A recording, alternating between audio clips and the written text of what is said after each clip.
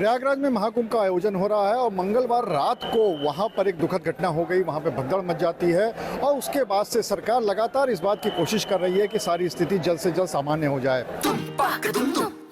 अरे श्रीमती जी, कुछ तो सस्ता लो, बचत करो। नहीं श्रीमान जी, सब बढ़िया लो, रहने दीजिए। इसमें क्या खास बात है? थोड़े में ज्यादा स्वाद, यही तो है इसकी खास बात। वाह मामा, क्या स्वाद है। अरे मेरे राजा, इस भगदड़ के बाद से कानपुर का क्या हाल था, कानपुर सेंट्रल का क्या हाल था, साथ ही साथ झकरकट्टी यहाँ का जो सबसे बड़ा बस अड्डा है, यहाँ पर क्या स्थिति थी, इसी का जायजा लेने के लिए हम लोग ग्राउंड जीरो पे आए थे। लेकिन यहाँ पर इस तरह की कोई भी चीज़ दिखाई को नहीं पड़ रही है। यहाँ पे ना तो जो यात्री हैं, श्रद्धालु हैं, उनके बीच में कहीं पे कोई दिक्कत है। और जब यहाँ के हम लोग ने अधिकारियों से बात करी तो उन्होंने भी बताया कि कहीं पे किसी तरह की परेशानी नहीं है। अगर जिनको भी जाना है प्रयागराज, वो अभी भी जा रहे हैं और आराम से जा रहे हैं। और इसके साथ ही साथ लोगों को ये बताया भी गया है कि उनको घबराने की बिल्कुल भी ज़रूरत नहीं है, क्योंकि यहाँ पर वो आराम से जा सकते हैं। वो एक दुखद घटना थी जो कि हो गई थी, लेकिन अब सब कुछ वहाँ के अधिकारियों ने, शासन प्रशासन ने काबू में कर लिया है। और इस पूरे मामले पर यहाँ की स्थिति को लेकर, यानी कानपुर सेंट्रल, यहाँ की स्थिति को लेकर अधिकारियों का क्या कहना है, चलिए आपको पहले वो सुना देते हैं। क्या है पूरा? नहीं, हेल्पलाइन नंबर तो जारी तब करते हैं जबकि रेलवे का एक्सीडेंट होता है जिसमें पैसेंजर ट्रेन हमारे बुक्ड यात्री रहते हैं, तो उनकी सूचना के बाद लिए हम ये जारी करते हैं। क्योंकि ये घटना जो आप बता रहे हैं इसके बारे में बहुत ज़्यादा जानकारी नहीं है, लेकिन ट्रेन संचालन में किसी प्रकार का कोई प्रभाव नहीं है। जो भी गाड़ियाँ चलनी है नियमित, उनको उसी प्रकार से चलाया जा रहा है। और आवश्यकता पड़ने पर अगर ज़रूरत पड़ रही है तो श्रद्धालुओं के लिए स्पेशल ट्रेनों का भी हम लोग संचालन कर रहे हैं।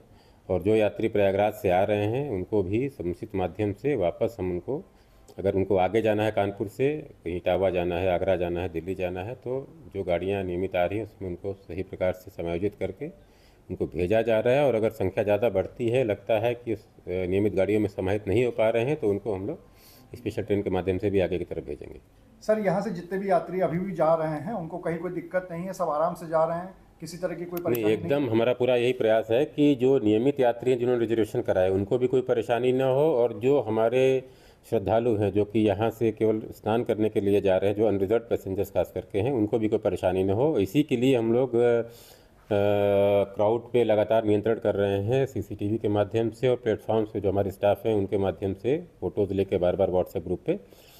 और ये प्रयास है कि वो आराम से मेला स्पेशल के माध्यम से वो जाएं प्रयागराज, और नियमित यात्री जो हैं वो भी अपनी सीट पर आराम से रिजर्व पैसेंजर की तरह यात्रा कर सकें।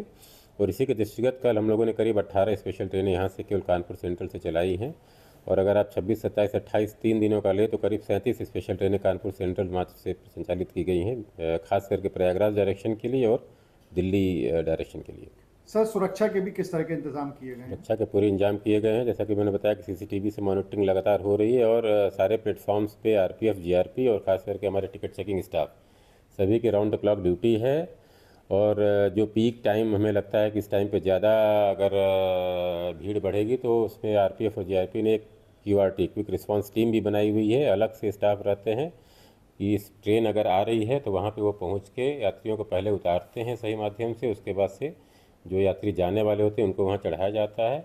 और नियमित गाड़ियों में हम ये प्रयास करते हैं कि हमारे जो सिक्योरिटी स्टाफ हैं आरपीएफ, जीआरपी के, वो वहाँ पे तैनात रहें कोचेस पे और यात्रियों को उतरने और चढ़ने में मदद कर सकें।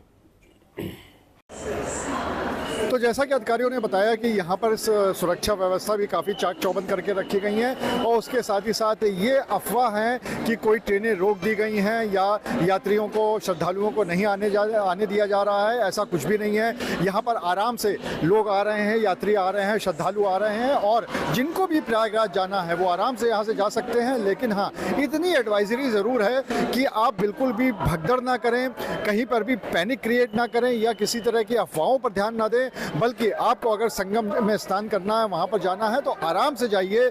वहाँ के जो नियम है, जो प्रोटोकॉल्स है, उनको फॉलो करिए। और इसके साथ ही साथ जिस तरह से शासन ने कहा है कि आपको जिस भी घाट पे मौका मिले वहाँ पर आप स्नान कर लीजिए, और इस तरह से आप खुद भी सुरक्षित रहेंगे और दूसरों को भी सुरक्षित रख पाएंगे।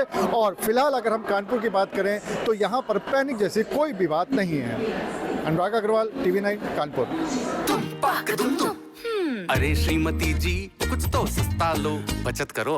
नहीं श्रीमान जी, सब बढ़िया लो, रहने दीजिए। इसमें क्या खास बात है? थोड़े में ज्यादा स्वाद, यही तो है इसकी खास बात। वाह मम्मा, क्या स्वाद है। अरे मेरे राजा।